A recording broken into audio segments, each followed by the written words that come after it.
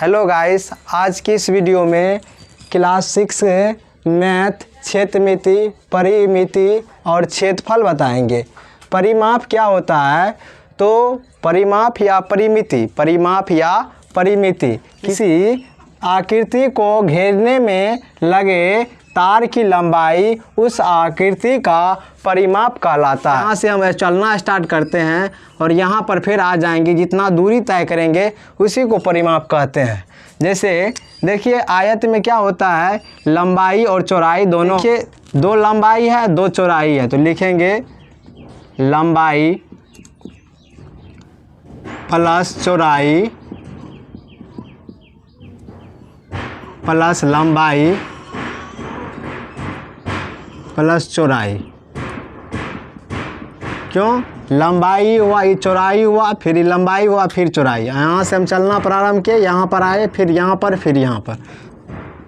अगर लंबाई को जोड़ते हैं तो 2 लंबाई प्लस 2 चौड़ाई होता है। अगर दो को कॉमन लेते हैं तो देखिए लंबाई प्लस चौड़ाई, दो को कॉमन लेने पर लंबाई और प्लस चौड़ाई हो गया। वर्ग का परिमाप कहने का मतलब वर्ग की चारों भुजा क्या होती है? एक समान होती है।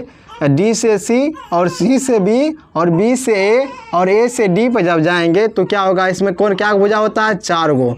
तो भुजा प्लस भुजा और भुजा तो हो जाएगा। वाली 13.1 में है, छठा क्लास में। इसमें पहला जो है क्वेश्चन, नीचे दिए गए आकृतियों का परिमाप ज्ञात कीजिए। तो बोल रहा है कि नीचे दिए गए जो आकृति है इसका परिमाप ज्ञात करने के लिए पहला आकृति भुजा समान हो तो उसे समद्विबाहु त्रिभुज कहते हैं। तो समद्विबाहु त्रिभुज का फॉर्मूला क्या होता है? समद्विबाहु त्रिभुज का परिमाप। तो देखिए अगर दो भुजा बराबर है तो 2 गुना भुजा लिखेंगे और प्लस एक भुजा दूसरा भुजा। पहला भुजा के लिए ही होगा। या आप अगर ये फार्मूला नहीं सोचते हैं तो सब का जोड़ दीजिए। तो देखिए जोड़ने वैसे अगर इस पर फार्मूला बनाइएगा तो 5 2 गुना 5 प्लस 4, 5 दूना 10, 10 4 कितना हो जाएगा? 14। वैसे भी जो का परिमाप क्या होता है?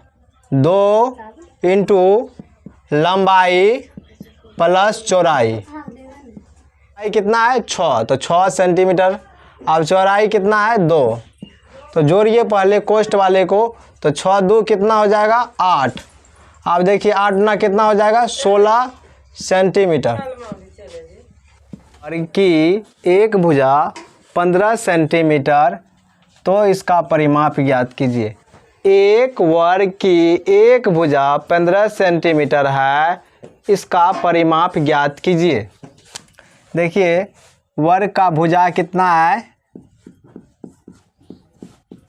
वर्ग का भुजा बराबर 15 सेंटीमीटर। तो वर्ग का परिमाप क्या होता है? वर्ग का परिमाप का फॉर्मूला क्या होता है? 4 गुना भुजा। अब देखिए 4 गुना 15, 15 चौके 60 सेंटीमीटर हो जाएगा। उसके बाद कैसे एक समषष्ठभुज का परिमाप 66 सेंटीमीटर है, प्रत्येक भुजा की लंबाई ज्ञात कीजिए। एक समषष्ठभुज का परिमाप 66 सेंटीमीटर है, प्रत्येक भुजा की लंबाई ज्ञात कीजिए। तो देखिए समषष्ठभुज है,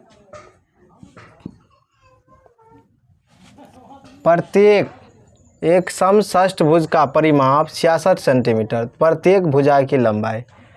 तो समषष्ठभुज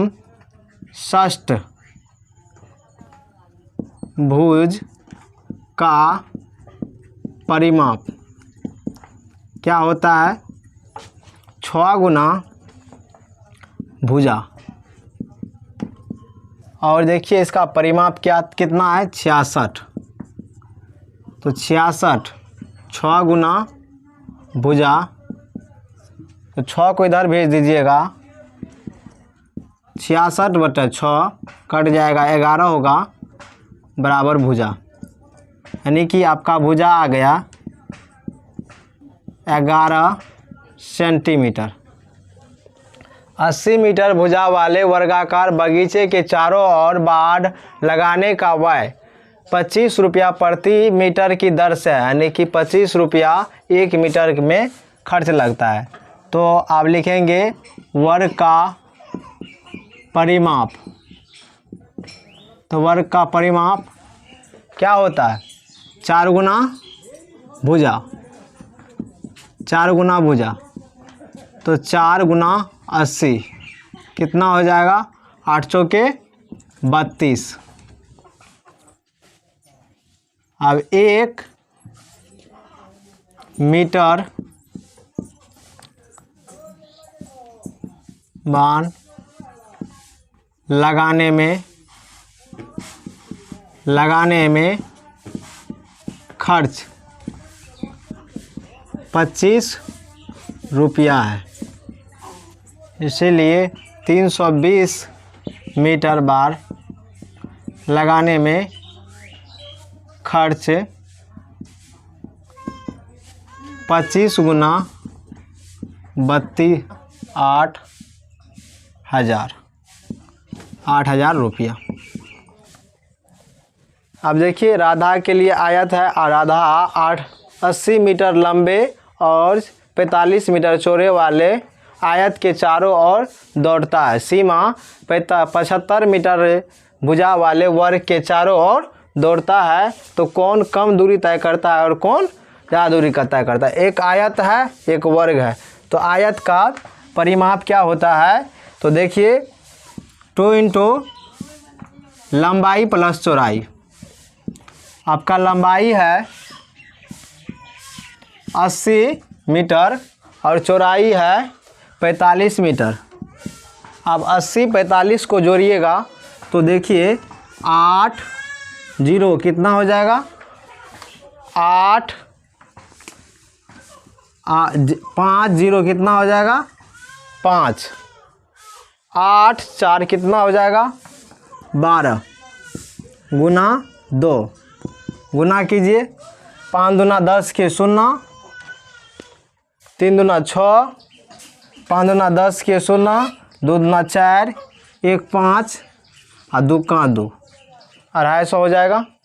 और देखिए वर्ग के लिए वर्ग का परिमाप जो होगा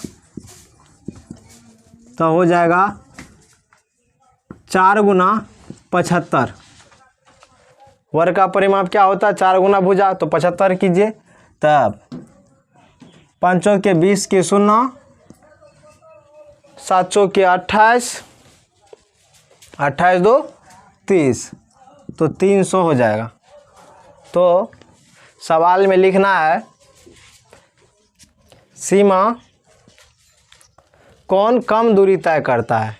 तो लिखेंगे अतः राधा कम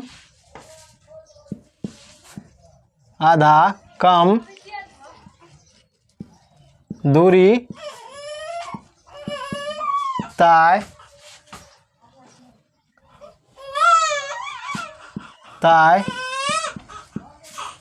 करती है।